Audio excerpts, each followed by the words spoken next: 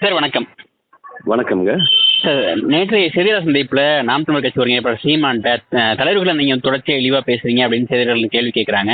அப்போ குறிப்பாக வந்து 2 திராவிட தலைவர்களுக்கு இடையில ஒரு பெண் படுத்திருக்காங்க அப்படின்னா நீங்கள் கடந்த காலத்தில் ஜெயலலிதா விமர்சிச்சிருக்கீங்க அப்படின்னு சொல்கிறப்போ ஆமாம் உண்மை தானே சொன்னேன், 2 திராவிட தலைவர்கள் இடையில ஒரு பெண் படுத்திருக்காங்க, படுத்திருந்தாங்க தானே சொல்ல முடியும் அப்படின்னு சொல்கிறாரு. என்ன சொல்ல நினைக்கிறீங்க? அதாவது அந்த குடிகார அறிவெளியின் கருவின் குற்றம் அது. ஏன்னா இப்படிப்பட்ட ஒரு கீழ்த்தரமான பொய்யே பேசி நான் AK-74 சுட்டேன், ஆமகரி கப்பல்ல இருந்து ரேஷன் இது பண்ணோம், அது இதுன்னு இஷ்டத்துக்கும். இதுல வேற ஜெர்மனியில யாரோ ஒருத்தன் தமிழ் தான் பேசுங்களா, சீமானோட பேச்சை விரும்பி கேட்குற மாதிரி எல்லாம் நிறைய கதையா சொல்லிட்டு இருக்காரு அந்த ஆளு.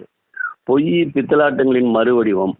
இந்த அந்த ஆள் என்னை பொறுத்த வரைக்கும் அந்த ஆள் பேசுறத ஒரு 3ஆம் தர பேச்சாளருக்கு விட கீழ்த்தரமாக பேசக்கூடிய ஒரு பேச்சாளர் அப்படின்ற கணக்கில் தான் எடுத்துன்னு போவோமே தவிர, நாம் தமிழர் கட்சி தலைவர்னா தமிழனுக்குன்னு ஒரு பண்பாடு உண்டு, நாகரிகம் உண்டு, பெண்களை மதிக்கக்கூடியவன் தமிழன். ஆனால் இவன் நாம் தமிழர்னு வச்சுக்கிட்டு இருக்கான். இவனோட பிறப்பே சந்தேகத்துக்குரியமான பிறப்பு. அதாவது இவன் தமிழ்நாட்டு கேரளைட்டா அப்படின்றதே ஒரு பேச்சுக்கு இடமா இருக்குது. ஆகவே இப்படிப்பட்ட நபரோட பேச்சுக்களை புறந்தள்ளிட்டு போகிறது தான் அழகாக இருக்கும்னு நான் நினைக்கிறேங்க. இல்லை, நாம் தமிழரும் அதிமுகவும் கூட்டணி வைக்க போகுது, அதுக்கான முயற்சிகளை அதிமுக மேற்கொண்டு இருக்கு. அதிமுகவோட அந்த கூட்டத்தில் தோல்விகள் குறித்த ஆலோசனை கூட்டத்தில் கூட நாம் தமிழரோட கூட்டணி வைக்கணும் அப்படின்னு நிர்வாகிகள் பேசிக்கிட்டதா சொல்லப்பட்டது. அப்படின்னு இது இப்போ மீடியாக்களோட கற்பனைங்க. மீடியாக்களே நிறைய கதையை போடுறீங்க. அதாவது மீடியாக்கள் அதிமுகவை பொறுத்த வரைக்கும் நிறைய கற்பனை ரசனையோட எடிட்டர்ஸ் கிளம்பியிருக்காங்க மீடியாக்களில். எவ்வளோ நாட்டில் பிரச்சனைகள் இருக்கிறப்ப கள்ளக்குறிச்சி பிரச்சனையாகட்டும், விழுப்புரத்தில் இப்போ மறுபடியும் 11 பேர் குடிச்சிட்டு ஹாஸ்பிட்டலில் அட்மிட் ஆகியிருக்கானுங்க, அது ஆகட்டும், இந்த தேர்தலில் திமுகவோட அதிகார துஷ்பிரயோகம் ஆகட்டும், அதெல்லாம் பற்றி யாரும் விவாதிக்க மாட்டுறாங்க.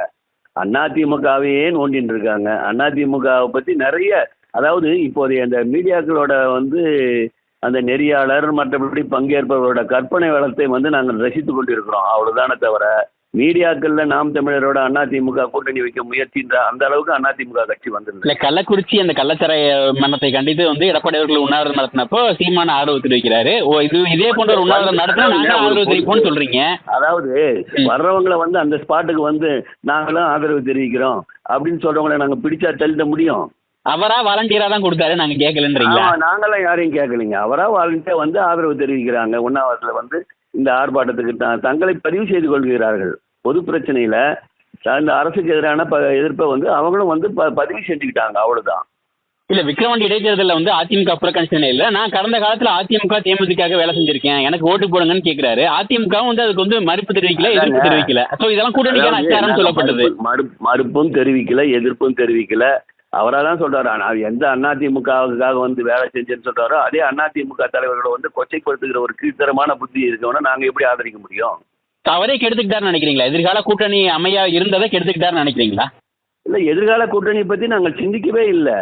அவர்களோட கூட்டணிகள் வச்சா இந்த தமிழ்நாட்டில் இருக்கிற மொழிவாரி சிறுபான்மையினரை நாங்கள் புறக்கணிக்கிறோன்றது தான் அர்த்தம். ஓகே, கடைசி என்ன சொல்ல நினைக்கிறீங்க சார்? அதாவது சீமான் போன்ற 3ஆம் தர பேர்வழிகளோட பேச்சுக்களை பற்றி நாம் பெரிது பண்ண வேண்டிய அவசியம் இல்லை என்று நான் நினைக்கிறேங்க.